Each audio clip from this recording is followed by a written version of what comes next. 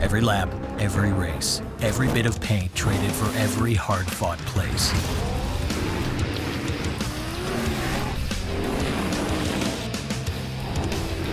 Every checkered flag and trophy raised. Every ounce of dirt, sweat, and gears.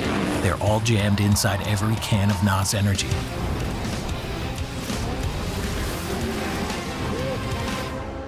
Go ahead, open up a can. And he wasn't racing, but we used to pick on him for looking like Brian Austin Greer of 90210. So. Well, good afternoon, ladies and gentlemen. Welcome to the Knoxville Nationals pre-race show presented by Midwest Sanitation. Hey. Yeah, make some noise. You can cheer and clap. I'm Tony Bakoven. This is Dave Reef, and this is our first guest of the day, Logan Schuchart. Give him a round of applause. Have you spent that $1 million yet? Is it all gone? Yeah. You're building a big house, I saw, a big shop. Yeah, I had it in my account for about a week, and it was pretty cool to see, pretty wild to see, really. But yeah, I bought some land. We're building a shop on. Yeah, very humbling experience. Pretty cool to be building a shop, and yeah, I'm very excited. Summer and I are very excited for it. Yeah, that's going to be great. You'll be able to put the rig inside, I assume, and all that kind of stuff. Yeah, motorhome or rig, and it'll probably be the race rig. So we'll. Yeah, we'll be able to park the rig inside and stack some cars next to it. And my grandpa's shop is only like 10 minutes away, so we can, if we need to do any fabrication or anything like that, because I'm not going to have any machines or anything, so we can take some cars down there if we need to, but pretty excited for it. First thing I want to do is everybody here okay out there? Are we loud enough for you? No? Then let's pick. Is this better? Yeah, is that better? That's much better. Yeah, okay. Hang on to that, baby. So, there you go. So let's go back to this $1 million win that you had. $1 million probably doesn't spend like it used to. Is there what's the single largest expenditure? Is it what we just talked about, or is there something else? How much of it went to the race car? Did you go out and buy a cool car or something? No, I didn't do anything like that. I'm a little in trouble because I told Summer at the beginning of the year in 2023 if I won the Houston High Banks or the $1 million race that I'd buy her an SUV, and I still haven't done that.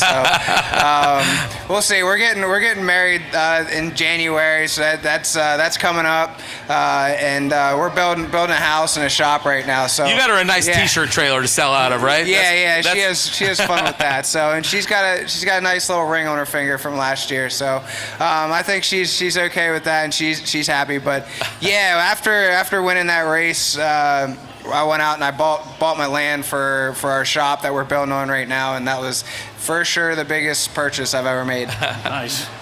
So let's talk about this year a little bit. 4th in points, which is great. You had a couple wins under your belt. The best finish you've had here at the Nationals is 2nd. So how has everything been building up for this week for you? Yeah, we've had some really good runs here. We've ran 2nd in 2019, started 21st in that race, so very good. I felt like we were definitely charging, and we've had good runs since then. We were on the podium in was it 22, and in 23 actually, just a couple weeks after the million, we were running 2nd, which I feel like we kind of forget about sometimes. But we were running 2nd to Larson with about 10 to go, and we had an electrical issue. So, and I felt like we were kind of catching him in traffic. So that's just hearsay. You never know. But we've been fast here at Knoxville at times, and I feel like we're capable of running up front and winning this race. It's just putting it all together. There's so many good cars here, so many very good race cars, good race teams, good drivers, and it's just putting the whole week together. You got to be really good on your qualifying night, put yourself in a good spot, and then just capitalize on it. And it's very tough to do for 50 laps, and just every time you hit the racetrack, be as perfect as possible. Well, it begs the question then, do you put too much pressure? Can you psych yourself out of what you want to do? Start well. You obviously prove you can come from the back, but do you ever put too much pressure on yourself getting ready for this week? It's easy to do that. I definitely put a lot of pressure on myself. I try to talk to my team, make sure they know like the power of preparation. The best you can be, or the most prepared you can be, is just to pay attention to the small little details. And for me as a driver, is staying physically fit, watching tape. I've got plenty of experience here, and for them it's just paying attention to all the small little details that it takes to make a race team successful. And if you're prepared and you do, you give you, yourself, and your team 110%. Whatever happens from there is meant to be. So I try not to put too much pressure on myself. I'm guilty of that sometimes because I really, really want to win this race, but so does, the 23 other drivers that could possibly be out there. So first of all, we got to make sure that we make the A main, and that's a accomplishment in itself. It's very tough just to do that, and then once you're there, go after, as hard as you can those 50 laps. So Bill sent me a photo right as we were getting up here of the car, the way it looks this week. So tell us about the paint scheme. And Dave, I think the coolest part of that whole picture right there is the guy he's standing with, Bobby Allen. Always. And first of all, how cool is it for you when you come to this event and all these people that were here when your grandfather won the Knoxville Nationals are still really excited to see him when he's walking around this place? Yeah, I'm going to try not to get too into it. I got a little teary-eyed when I was standing there with him earlier. It's a very, very proud moment for, what we've accomplished together. I'm very lucky to have him at 82 years old, still here and, seeing what Jacob and I have accomplished. And just, what is it, 30 years since he's won Knoxville? Longer than that. Yeah. Longer than that. I'm a 33-year vet, and he just barely beat me. So it's probably 91, right? 90. 90. So do some math. Let's see, 35 years. Yeah, 35 years. So I've watched that video I don't know how many times, but it's really cool. I thought it was neat that the Outlaws posted it yesterday, and but very, very fortunate, very lucky to have a mentor like my grandfather that's taught me everything I know. And by the way, that video was on TNN Motorsports. We're going retro back to the old Steve Evans, Brock Yates days. Very cool. And they walked away, Yeah. So tell us about the car. It looks really sharp. Red, white, and blue. If you haven't seen it yet, go see it. That chrome, that red chrome, that looks really cool. But there's something special about it. So it's a throwback from our 2019 car where we started 21st and finished second, our best finish at the Nationals to date. And Bill Klingbeil, my stepfather, has done an awesome job. Team manager, head of PR with Shark Racing, has done a fantastic job with Nate Burwager and his team at home with painting, and then Lakeside Graphics did a really cool scheme with throwback to the 2019 car and had that chrome look, which I feel like we're seeing a good bit of this year. But I love it. I think it's cool. Obviously I'm going to be very biased, but I love that race car, and I think they did an awesome job with it. What is your grandfather like on any given day, Scruffy? Is he a hands-on kind of guy, or does he kind of just let you sit back and figure it all out? When does he interject? When does he not? He'll let us know what he thinks about the racetracks and what certain guys are doing, maybe what he sees in the race car, what we could maybe be doing better. But he's a little more hands-off than what he used to be. He enjoys building engines with my cousin Michael Newman, and those guys do a great job. They rush to put together our engine for this weekend and really get it done. So we had a really nice piece to come here to our biggest race of the year, and he works his butt off all year long, Michael Newman. So, but my grandfather enjoys doing that and just kind of being there with Ashton and his family, kind of taking on the 1A team with Jacob, and he enjoys that. He loves racing, and that's what keeps him going. So the car that you're going to run this week, is that a car you've been running all summer, or is this one just special for Knoxville? It's kind of just special for Knoxville. There's nothing special about it. It's just new. We feel good about it. We ran it a few times this season, one being the spring race here, which we finished third. So we felt good about it, and we just wanted to, not run it too much.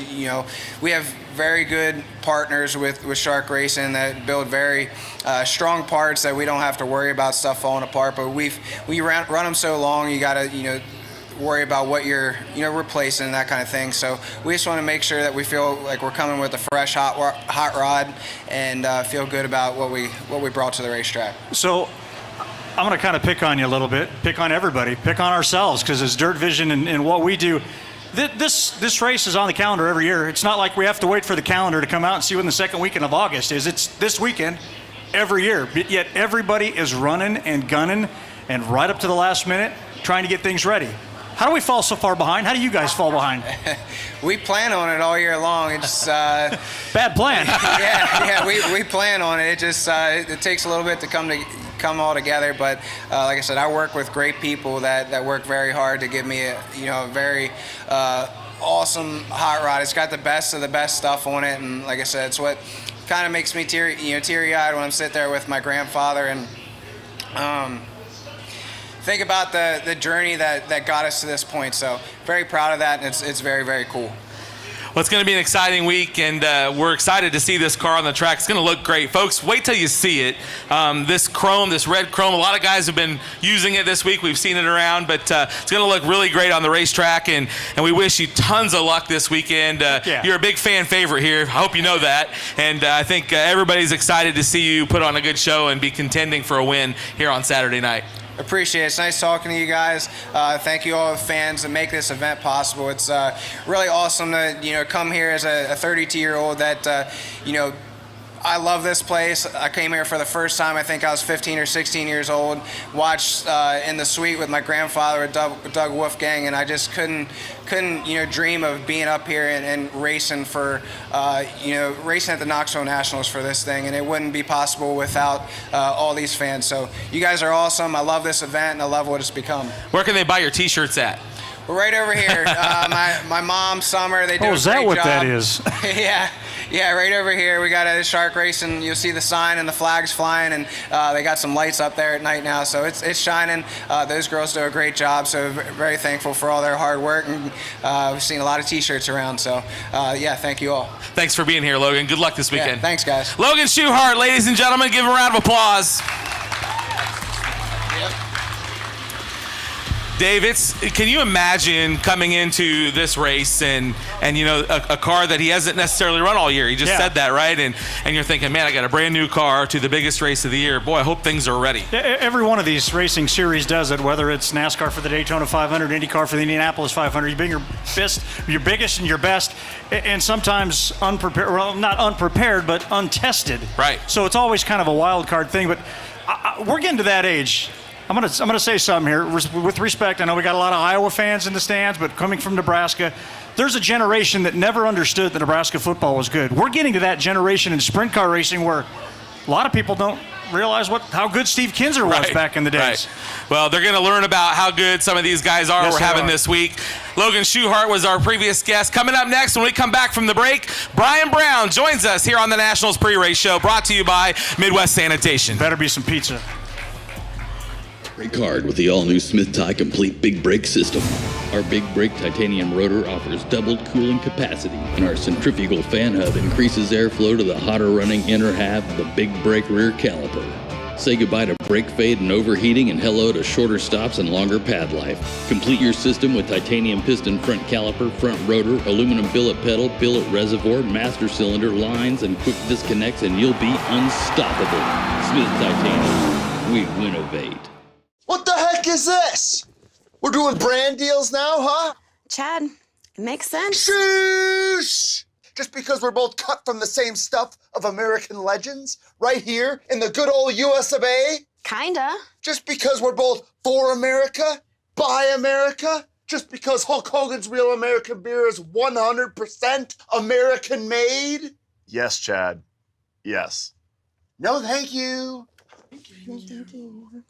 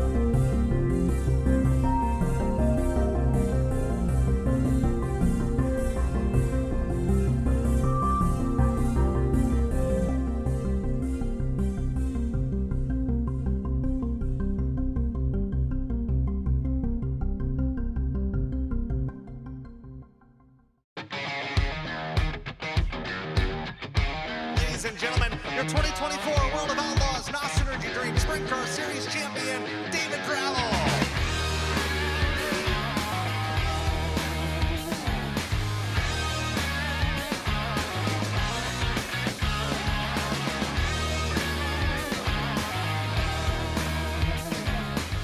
Get all your official David Gravel merchandise at track or online at shopdgr.com. Welcome back to opening night of the Knoxville Nationals here, the Knoxville Nationals pre-race show brought to you by Midwest Sanitation. I'm Tony Bakoven, my good friend Dave Reef alongside. And our next guest, you might know him. He's delivering pizzas. He almost didn't make it here in time. This is Blackjack Brian Brown. Give him a round of applause. Brownie, this is a big week, and I think, we were just talking to Logan about the pressure of coming into the Knoxville Nationals, but in my mind, is the pressure greater for you because everybody wants to see a Knoxville regular win this race on Saturday night, and you're probably the most likely one of the characters to do it? Yeah, I think for me, it's a little bit different this year. I feel like there's been years that I probably, maybe when I beat the Outlaws in June or whatnot, that maybe the pressure was a little bit higher. I feel like I'm just kind of one of the local guys that could have a good chance to do it. So yeah, I think as it gets going, I feel like there's less pressure this year for us, but internally, I think I have the fastest race car I've ever had coming into this. So it's kind of a weird feeling a little bit, but I like the feel of it. I beat the Outlaws in June before, and then July came, my car sometimes got slower, and then coming into the Nationals, we still had the pressure of being the guy to beat them all, and we just couldn't get the job done. But the last 2 or 3 weeks, last month, we've really fell into something here, and I think we have the fastest race car we've ever had coming to this point, and I think if a little bit of luck goes our way, we can do some damage this week. Getting the privilege of being here every week and watching our weekly competitors, I would say anybody in our top 10 could easily be in contention come the week's end.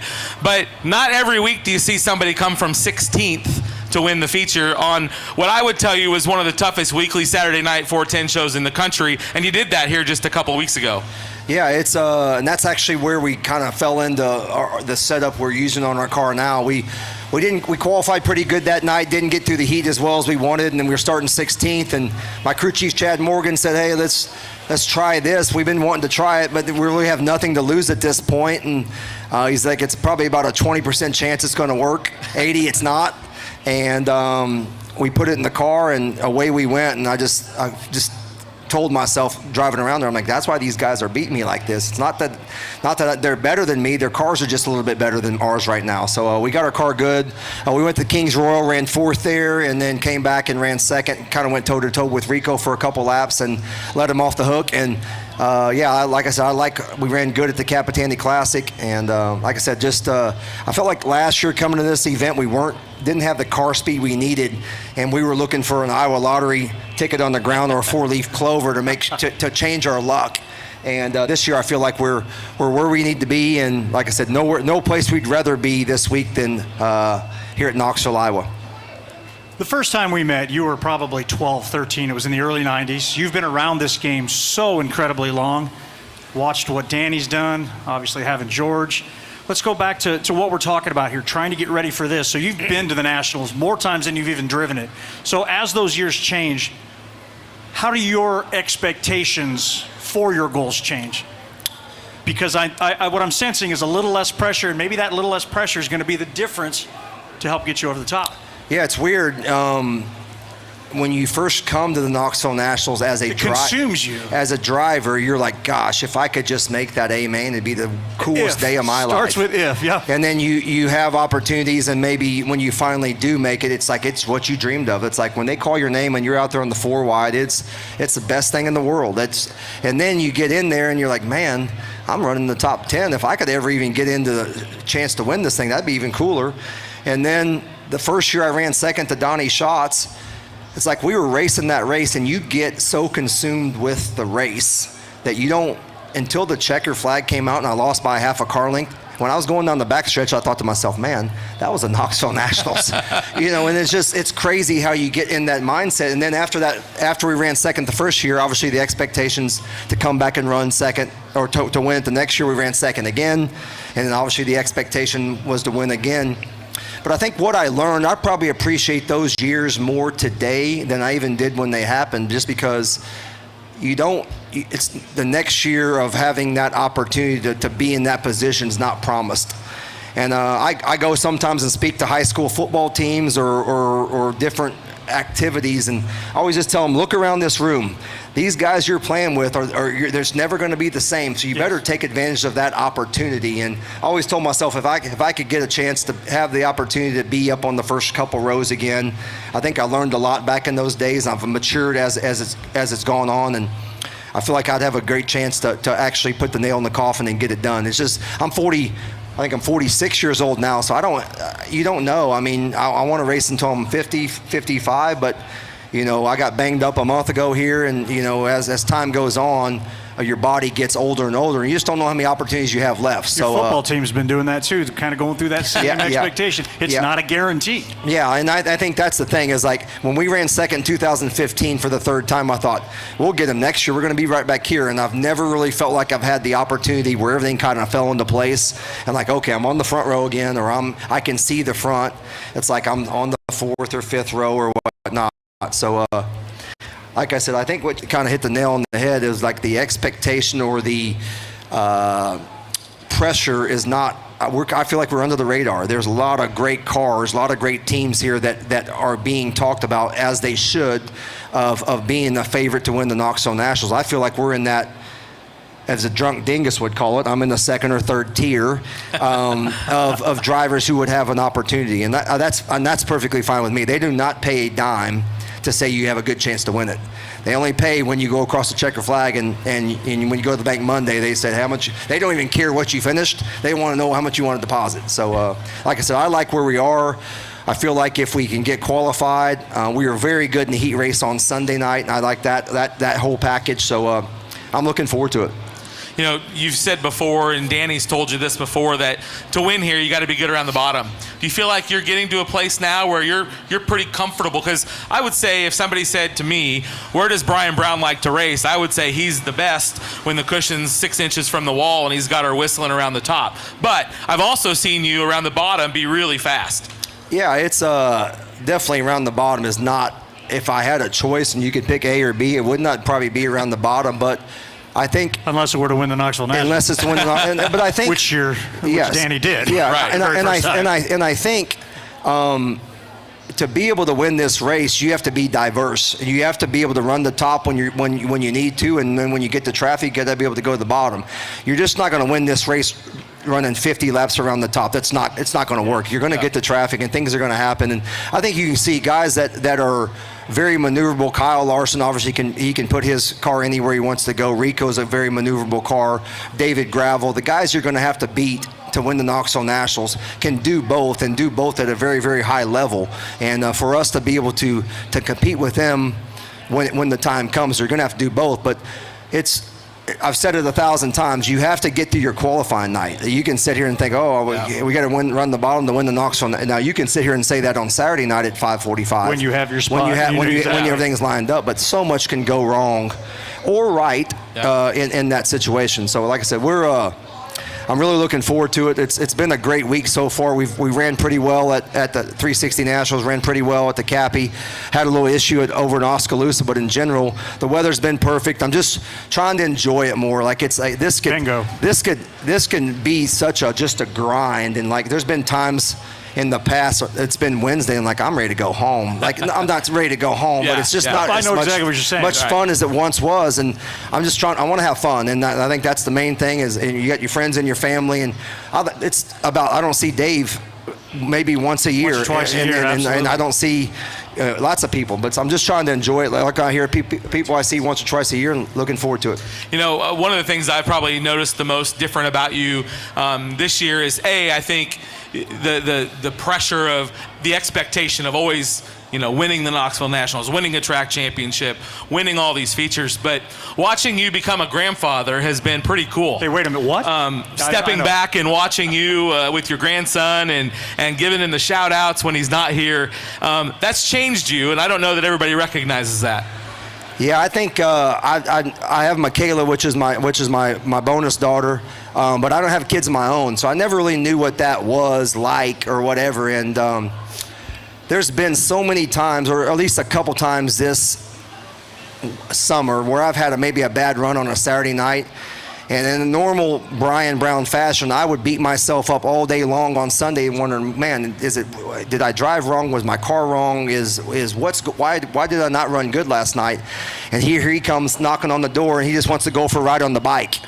And when you go for 2 or 3 hours, and he does not care if I ran 1 by 2 laps or got lapped twice. He just wants to go ride on the bike and do the things. And I think I told Heather a couple times when I got back those Sunday afternoons, I think, man, I really needed that. Like it just takes the whole.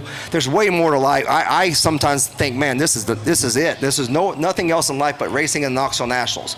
But when you have a little 1.5-year-old that tells you different or acts different, that definitely that changes it. And I think what's cool too is I have 2 of my biggest fans. I have a 1.5-year-old grandson over here, and then I have my 87-year-old grandpa over here. Yeah.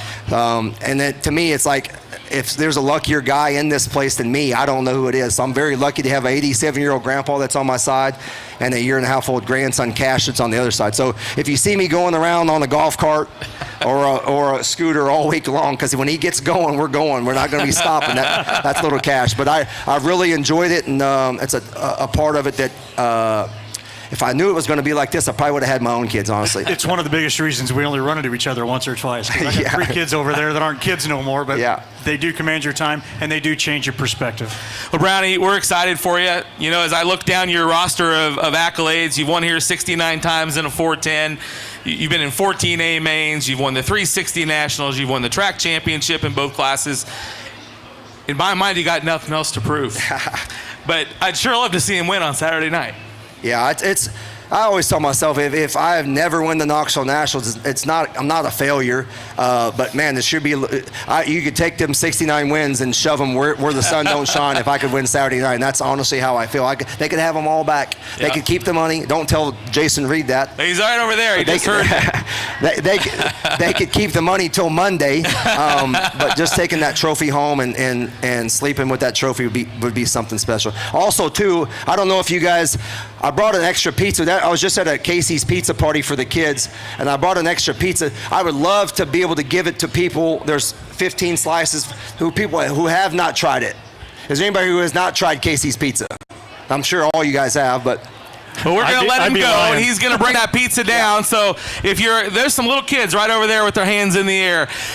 We'll be right back after this with our next guest here on the Knoxville Nationals pre-race show, brought to you by Midwest Sanitation. What? 6:30 Yep. Thank you, buddy. Thank you. Racing is tough. It's not a sport for the weak, and the winning desire has to flow through your veins. Established in 1993 and only stocking top-rated manufacturers is why BR Motorsports is your one-stop shop when it comes to your sprint car and midget needs. Call us today at 1-800-328-3333 and talk to racers to get the right parts you need when you need them. BR Motorsports, the leaders in sprint car parts technology. I think it's a very big deal that we have AMCUS, providing us with the AMCUS cutting tools throughout our series and World Racing Group. It's good that we were able to get a product in that's reliable and it does the job. If for some reason we had to cut a car apart or get access to a driver or a patient, we know that this tool here is definitely the one that we're going to work the best, get us in there quickly.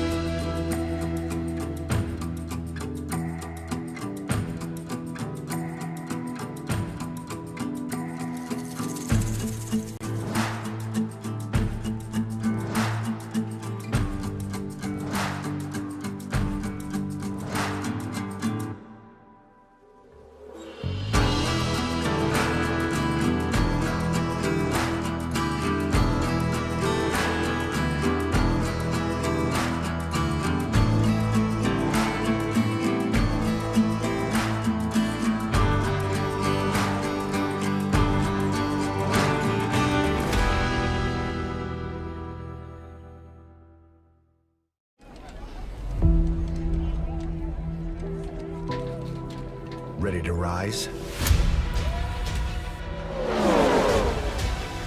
To the challenge?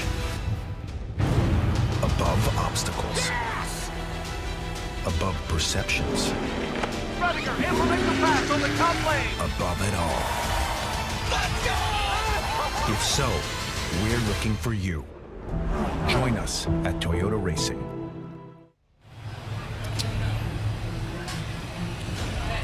And welcome back to the pre-race show, brought to you by Midwest Sanitation. Our next guest has joined us, Buddy Kofoid. Ladies and gentlemen, give him a round of applause. Well, I'm going to start out with what Dave asked you before we went on, but how does it feel to be, what'd you say, bad mamma jamma? Is that how you said it? Bad mamma jamma, yes, a bad mamma jamma. Coming into this, the biggest race of the year, being one of the top guys that everybody's talking about. It's a good feeling. Definitely gives you a lot of confidence coming into, the biggest race of the year, and probably one of the biggest races in, I feel like, all of motorsports, honestly. So just to be, looked at as a guy like that's definitely gratifying, and takes a lot of hard work, but it's cool to, I feel like it's paying off right now, but still hungry for more and got some work to do, but I'm just excited to be here. I'd say your season has paid off. You've won some really big paying races. The Ironman, 25 grand, the High Bank Nationals, 250, 55,000 at Eagle. I mean, you guys have figured out when it's time, when the big money's on the line, your car is right up front in contention. Yeah, I think, I credit that to a lot of things, but, first and foremost, definitely a lot of the credit goes to Dennis and Teresa Roth. I say it all the time, but they really did change, my career and believed in me and got me out of a bad spot, in my career and kind of in life, honestly. And but then, Todd Ventura and Andy Graves have been very instrumental in that, as well as Toyota and Mobil One, whom I've been with for going on 6 years now. Wow. So, in that in itself, they've changed my life for the better too. But letting them, putting Dylan and I together, I feel like is one of the best things that's ever happened in my career. And I always say I've never won a race against Dylan, so I'm glad to have him in my corner. He's just extremely talented and very mild-mannered like myself, so I feel like that's why we've just gotten along so well and worked together. And but also Nate and Gage do a tremendous job, and I feel like all three of them complement each other really well. And the Outlaw Tour is just a grind, and you gotta do it with people that you enjoy being around, because it's not all going to be sunshine and rainbows. Yeah, I chuckle when I hear you say that in your interviews about, man, I'm glad I don't have to race against them, right? But it seems like all of a sudden something changed for you guys, and what is it about your relationship with them that has really made the difference, right? It's almost like they know what he's thinking before he's thinking it. Well, I think, like I said before, a lot of that is just having a really good crew chief, and Dylan is, to me, one of the best crew chiefs right now, and I'm not just saying that because he's my crew chief, but I think he's just extremely talented, and like you said, he'll tell me things before it's leaving my mouth. Yeah. I'm like, okay, well, yeah, you're right. So that's exactly what I was gonna say. But no, it's just, having someone like that can read things, before it's gonna happen, or even hear things, as it's going on, I think is very instrumental, and it takes away some of that effort that I gotta give to him, where he's already thinking about it, so he's already got a plan. And sometimes, really a lot of it, what I'm saying is already validating what he's thinking. So, you just, like I said, you got to have a guy, like that will go through the good and the bad and know how to work around it and navigate all that, and be kind of a leader as well, not just a crew chief, a leader. And I think we're all in this together. No one's better than the other person. Everyone's job title is different, but I feel like we're all in this together. But I think Dylan and I kind of having a leadership where we can, you got to be able to rally people together and get them to believe in a certain thing. And I call it just trusting the process. But it's been a good 2 years now with Roth, but I feel like it's gone by so quick, but it's been just really memorable, and we've done more than I really ever could have dreamed of already. So as I look over Tony's notes, we talk about the Ironman, we talk about the High Bank Nationals, we talk about Eagle. One common denominator. They're short tracks. You're from California. You're a short track kid. The half mile is the one thing we're still trying to work on. So I guarantee with a great run you had here in June, you're starting to turn the corner, especially here. So tell me about what the conversation's been like between the two of you getting ready for this weekend and what's at stake. I'll go back. So for a while, to me, I feel like Williams Grove is actually my worst track compared to Knoxville. And I Unique feel like, in its own right, yeah. And then we were able to, we won last year National Open on the prelim night. And then I feel like we had a good run, for I guess it was the Morgan Cup. Ran 6, but I think we started a little deep, but also had contact, and actually that car was destroyed after that race and still finished 6th. And so I feel like we've figured that out. And then Volusia's always been a pretty good track for me, and Eldora's kind of getting better for me, and but Knoxville's still kind of been that thorn in my side. But so back to your question about the conversation, we've kind of changed some things in our program car-wise that we like to try and run on the half miles, and it seemed to been be paying off a little bit with we had a good run at Oski. We weren't great at Cappy, but I feel like the track wasn't really conducive to the racing we had in June. But I know that won't be the case this week. But in June, I feel like we were exceptionally good. That last night, sort of 10th and ran 3rd and got to David for a lap, and then he kind of got back going again. But that was by far the best I've ever felt. I didn't even feel like I was the one driving the car. There had to have been someone else. But no, we've just been, like I said, our program's different. But at the end of the day, just still staying positive. You got to get qualified, and we've been working on our qualifying on the big tracks, and with being with Toyota, and being exclusive with them at the moment, and being able to figure out what we need. We've tried some things with an engine that I liked on other manufacturers that I've ran, and actually applied that to our rider Toyota, and that's what we ran in June for the first time, and it was really good then. So just kind of figuring out what we need, and just knowing that we just got to get qualified, and just figure out how to get to the heat race, and just take it step by step. So I think it's interesting, you're coming in with a Toyota, so you've got some things that not everybody else has, which is kind of unique here, right? Because a race car is a race car is a race car. You guys often run a lot of the same components, but you've got something very different under the hood.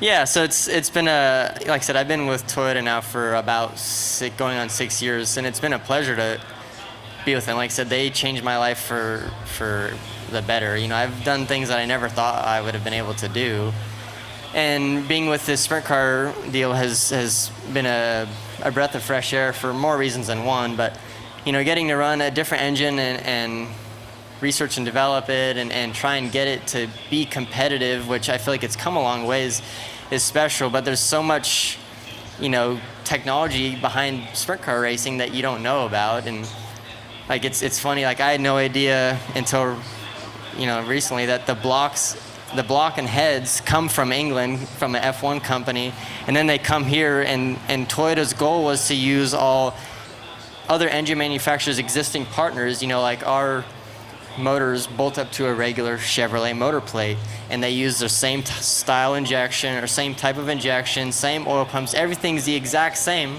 they just look a little different. Wow. But that's their goal, was to go to existing engine builders and use their resources, and they'll cost the exact same when they're for sale. That was their plan with the Outlaws. But I think it's cool, that they get to use an F1 company to cast their block and heads, and then the block goes to Toyota in California, and they will bore them out and hone them out how they want them. But then the heads go to All Pro, which everyone has All Pro heads. So it's really cool to see that all come together. But they just want to better the sport and just bring more money to our style of racing. Toyota has obviously been very important, as you've mentioned, 6+ years now. But of course, back then, 6 years ago, we didn't know what the course path was going to be. First time I think we ever officially met in person, it was at a pavement oval track getting ready for an ARCA race. So now all of these years later, have you got all that pavement stuff out of your system? Do you have a home here? Is this where you want to be for a long time? Pressure. I enjoy racing sprint cars more than anything. Growing up in California, that's all I wanted to do was be a sprint car driver. Steve Kinzer was my first hero, and I wanted to race with Steve Kinzer, and actually got to do that, on his last year when he retired. So I always knew I wanted to be a sprint car driver, and growing up watching the Roth car and watching Tim Kading win everything in the Roth car in California. So I knew I wanted to be a sprint car driver, but also I've always wanted to challenge myself and do different things. And so I still would like to try and go the stock car route. And I'd like another shot to try and make it to NASCAR, but I also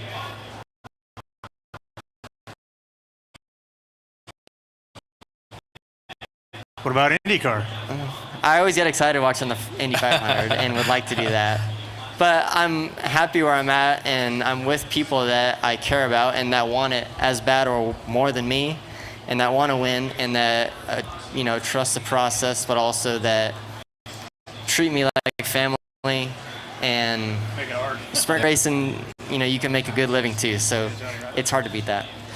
Well, buddy, we're excited for you. We hope you find some time this week to have a little fun yourself. And I'm sure there's lots of things that you like to do at the Nationals as well. There's people out there like this little guy that are pulling for you as loud as they can on race night. So good luck this week, and we look forward to watching you get toward Saturday. Yeah, no, thank you guys. I appreciate you having me on. And hopefully see you guys all later on, and see you, shake all your hands, see you at the t-shirt trailer. Buddy Kofoid, give him a round of applause, ladies and gentlemen.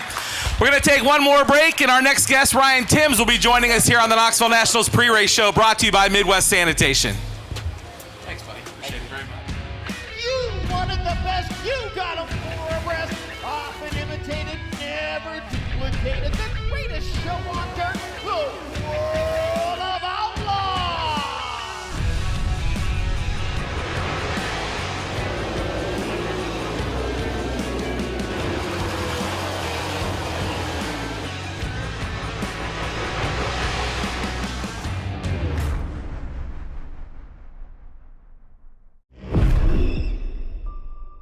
Anything you can do, I can do better. I'm faster than you. Yeah, well, I'm gnarlier than you. I get more sideways. I'm louder. Much louder. I get wilder than you. You sure about that, bro? Harder. Slicker. Cooler. Tougher. Let's go. So what you got?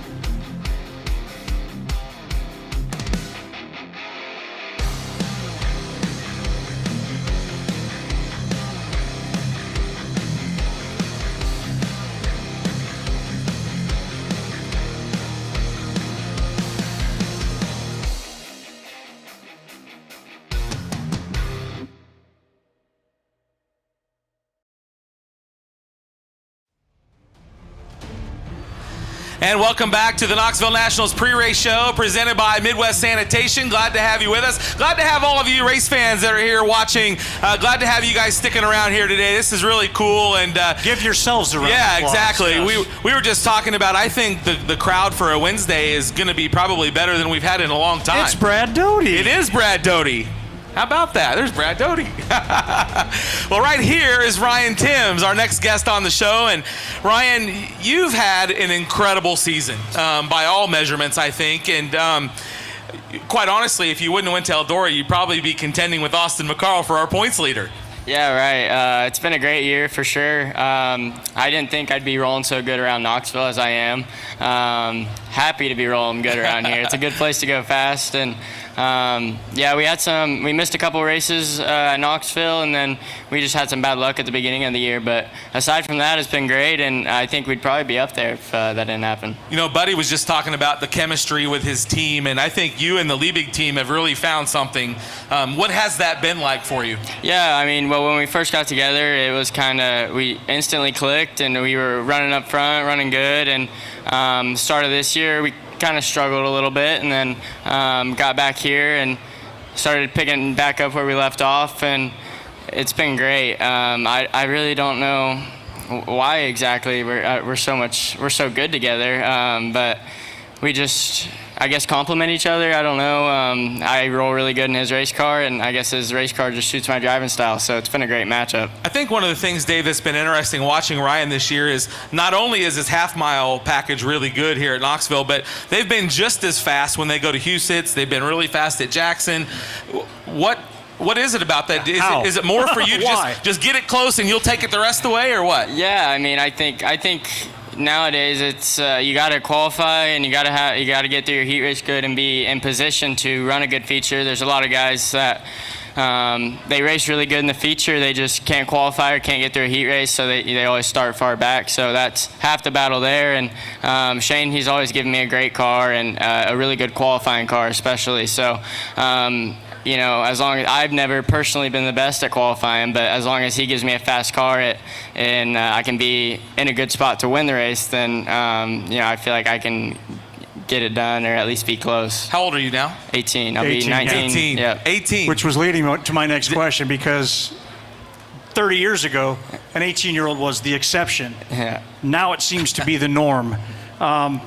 Educate an old guy. Why is it you guys can just get in these cars that we will never get into, number one, certainly respect, and how do you just make them go like that? Well, I think, I don't know how it was back 30 years ago, but I think you got 5-year-olds that are racing now, and there's so many different classes from 5 to 15 years old that kids can race, and that's what we did. I started when I was 8 or 9, and just went through all the micro sprint ranks, all the classes there, and gradually got up to a sprint car, and where I feel like back then it was kind of just, you get straight into a sprint car, and that's it. So you lose that innate fear that comes with a race car, and you start crafting it early. Absolutely. Right. Yeah.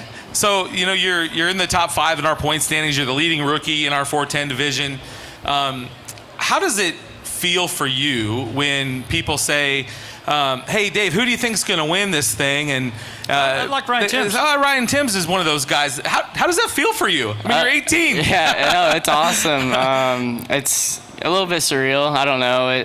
I try not to let it. It doesn't really get to me or anything. I feel like I have what it takes to win, and I have the race car capable of winning. It's just about putting it all together. And Nationals, it's such a tough format. You know, you can qualify good, have a bad heat, or vice versa, and it's just about putting a full race night together and being good every time you hit the track. So I think that's the key there, and as long as I can have a good top 3-4 rows starting position in the main on Saturday, I think we definitely have a shot.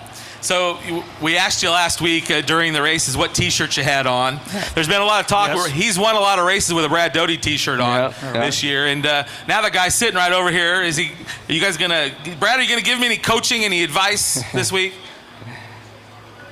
just needs to keep wearing that shirt. Yeah, that's He's got other ones. Are you superstitious like that? I wasn't, and then I put it on, and we ended up winning a bunch of races when I wear it, and I'd switch it up, and then we wouldn't win. So I don't know. It's kind of hard not to wear it now. Who is your favorite race car driver? I was like to say growing up, but he's only 18.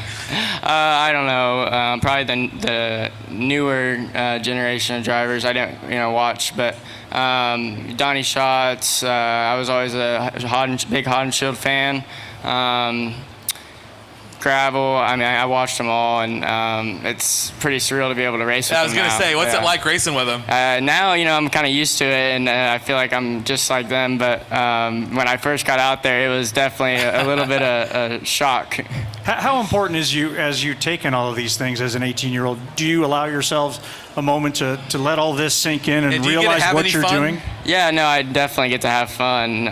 It's pretty crazy. I never thought I'd be sitting up on the stage talking to you guys in front of all these people. That's for sure. But getting ready to go out for the Knoxville Nationals. Yeah, but I mean, maybe in your early 20s. You're 18. I mean, my goodness. You have a long career ahead of you yet. Yeah, I sure hope so. But no, it's awesome. I want to thank everyone for being here. It's really cool to see, and I always thought I definitely could be a David Gravel caliber sprint car driver, but I'm still young and I'm still learning and getting better every time. So I'd say he's definitely a David Gravel caliber race car driver right now. And let's switch gears just a little bit here as we get close to the end of the show. What's a couple things that you're going to do away from the race car to have some fun this week? I know one thing you're not at 18. Yeah, no dingus. It's over there. No dingus for you. I'll be golfing, that's for sure. Golf tomorrow. It's going to be a nice day. And all my buddies from when I grew up racing micros, they all come up here to watch. So we all get together and hang out and just hang out with some buddies. You have a favorite Nationals food? Mini donuts. Oh, yeah, that's I'm telling you. What is hanging out, though? What is hanging out for you guys, today's generation? Because I have an 18-year-old at home, too, and she goes and hangs out with a friend, and guess what they do all day? Yeah. They don't say a word to each other, yet they just communicate. talk to each other on their phone. No, I don't know. Go get some food together, go play some golf. We just kind of roam around until something pops up for us to do, so it works out. Well, it's exciting. It's exciting to have gotten to watch you this summer. I forget sometimes when I'm calling your races that you're as young as you are because, he's given Brian Brown all Brian Brown wants. He's given Austin McCarl all he wants. And the list goes on. And I think it's just pretty cool that we have that kind of talent here on a weekly basis. From beginning to end, of course, the young kids from California and everywhere they come from, and you guys in the Midwest. And, I mean, my goodness, today's talent compared to 30 years ago, that's going to be my mantra today, the old guy on the stage. Yeah, I mean, the gap between the top and the bottom was a lot bigger than it is today. Everybody seems to be packaged right there. Mm-hmm. Yeah, I'd agree with that. I think everyone's got pretty much the same stuff, and it's just so close. The racing's really tough, but that's what makes it so rewarding when you do well. I do want to ask one thing, though. What's the one thing that you took away from the midgets and the Extreme Midget Series that you've applied here?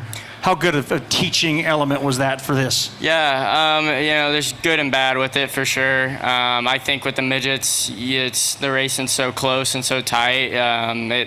When you get in situations in sprint cars, it definitely helps there. I think it helps with. It sounds kind of odd, but I do think it helped with me judging how deep I can throw a slide job for whatever reason. But there's bad about it too. There's you saw on the wheel a lot more in a midget. Well, I still do that in a sprint car, and you're not really supposed to do that. And then it's just a different kind of racing. You got dirty air, but the midget deal was a lot of fun, and I would just say it helped with racing tight and racing hard. Is there something next for you? Is sprint car racing where you want to be? Do you have pavement aspirations? What does that look like for you? No, sprint car racing is where I want to be. I want to be World Outlaw Champion, and I want to be one of the greats. So that's what I'm going to work on. Yes. Yeah. That's very good news. It's really good news for us, folks, because guys with this kind of talent, Dave, and you've seen it as well in many different genres of racing, they often get grabbed by the big teams. I never should have left this place in 1996. I can promise you that because I still dream about Knoxville every day. So if you've got a great home here and you can make a good living here doing it, I would absolutely encourage it. The best people are in this area right here right now. Well, we wish you tons of luck this Thank week. you. I know qualifying is a big night, and so we don't want to keep you much longer so you can get down there and get your mind in the right place. But good luck, and we look forward to cheering you on coming Saturday night. Thank you. Thanks for having me on here. Ryan Timms, ladies and gentlemen, one of our weekly competitors. As we mentioned, Dave, at the top of the show, anybody in the top 10 in our weekly competition could easily be in contention Saturday night here, and he's definitely one of those guys. Oh, absolutely. You know, that's one thing I've always loved about Knoxville from back in the day. Again, is just the level of competition, and now to see it expand to the 305s too, and just giving everybody an opportunity to do it. It's second to none this place for sure. Tomorrow night, another big show. We have Sheldon Hodenshield, Rico Abreu, Gio Selzy, and Brent Marks. Another list of guys that are going to be right in the thick of things on Saturday. Woulda, shoulda, coulda, might, probably will. Give us a story one way or the other for sure. Don't forget, tonight, following all the racing action, of course, Dave's got a pre-race show coming up here in a little bit. Right there. Right here. Right there. So You don't even leave. have to leave. There's going to be a hot dog feed after the races tonight right here by this big overhead door.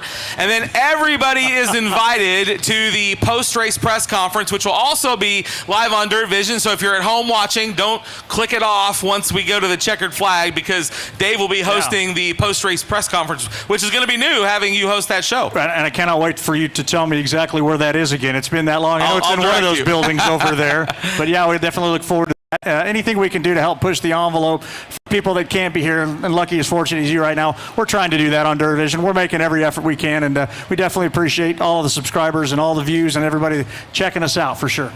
So again, thanks to our guest lineup that we had here today. Thanks to all of our race fans that are here. Don't go anywhere. In just a couple of minutes, Dave's going to kick off the pre-race show. I'm going to head upstairs, join Johnny, and it'll be race time here very soon. Thanks again for the Knoxville Raceway pre-race show, brought to you by Midwest Sanitation. Night number 1 is just about set to go. Ladies and gentlemen, are you ready to go racing? We'll see you here again tomorrow. Thanks for joining us.